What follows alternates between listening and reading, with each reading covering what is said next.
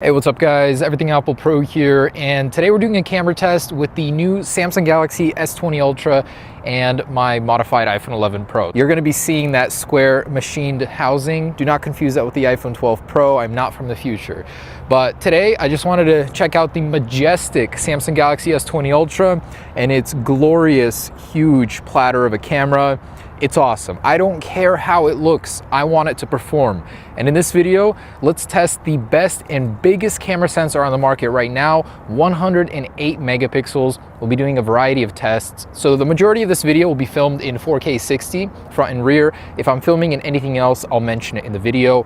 And we're gonna do everything. So stabilization, low light, quality, zoom. I even wanna test 8K, but we'll crop it. The video won't be in 8K, but we'll crop some scenes just to show you that quality increase. I'm very, very blown away with just early impressions. The dynamic range is fantastic. The quality is good. And the ultra wide camera is awesome. I love it.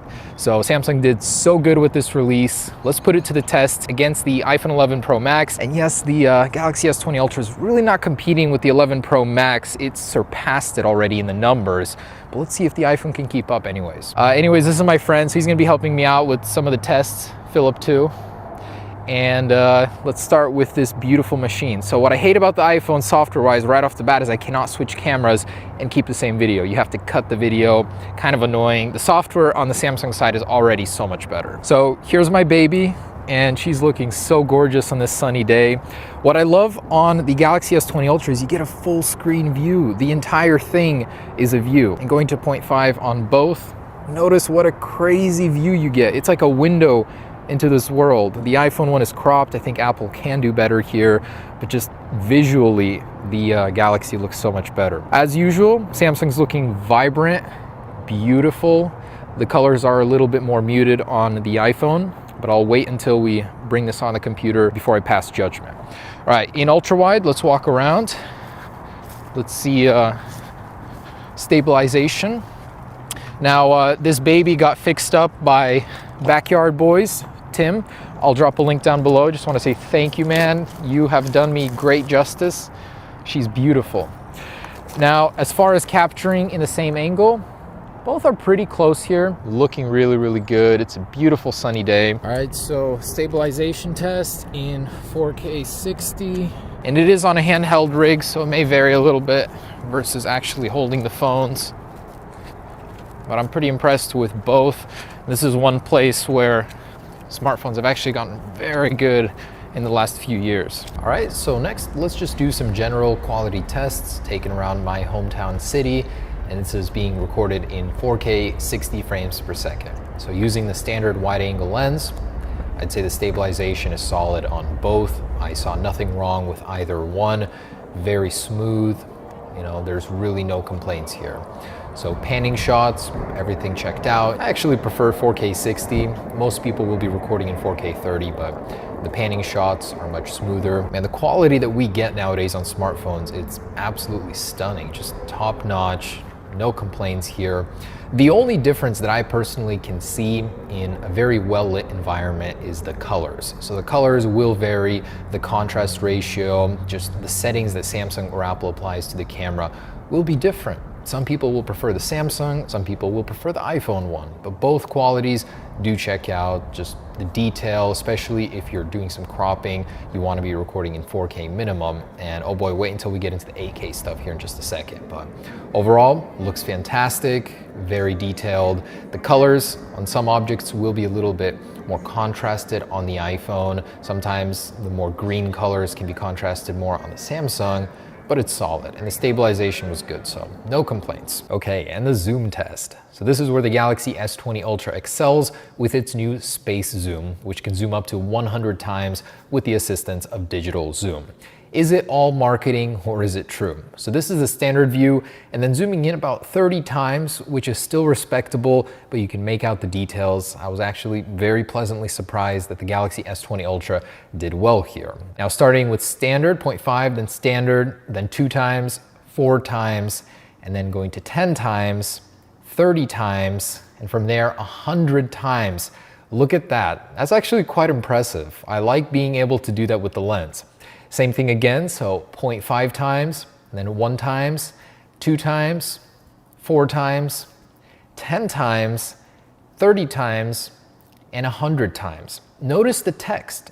The text actually gets crisper, and this is because of the machine learning with the camera. It'll actually adjust it post picture taking, something Apple actually does too, but that's quite interesting to know. And it was this exact test that really sold me on the capabilities of the Samsung Galaxy S20 Ultra.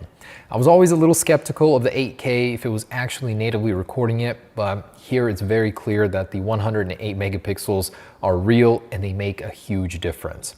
So 8K 24 frames per second on the Galaxy S20 Ultra, on the iPhone 4K 60. So I'm gonna apply a little bit of zoom here. This is 2 times, then we're gonna jump to 4 times, and you can still make out the detail, the bricks, the clock hands, the clock hours, the shingles. It's still very detailed here. If we apply the same zoom on the iPhone, just look at how pixelated it gets. That's 10 times zoom, and it had to be applied digitally after, as the iPhone only lets you record 3 times in 4K 60. Just wow, you can make out so much detail even when zoomed in this close, and that just makes editing later much easier. It future-proofs all of your content. It'll always be good to have higher quality video down the road when storage does get cheaper. But yeah, not to get ahead of myself here, but 8K, this sold me on it. I have an 8K TV, I've never seen any content in 8K, but now I'm excited to actually play this on that TV, see how it looks. Maybe we'll get this on the iPhone later this year. I would like to see it. I can only imagine how much storage this is swallowing up, but the quality, the detail, once you really get in there, is pretty dang good. Also, the colors on the Galaxy S20 Ultra this year, fantastic. I really love what Samsung did with their color profile. Back in the day on the older Galaxies, it would look not so realistic. Here, it looks great. It looks great on both, actually. And just when you thought that smartphone cameras have reached their apex of quality, Samsung comes along and shows us that it can always be boosted by boosting those numbers. 108 megapixels. It's crazy, but it does make a difference. And ultra-wide video in a car. All right.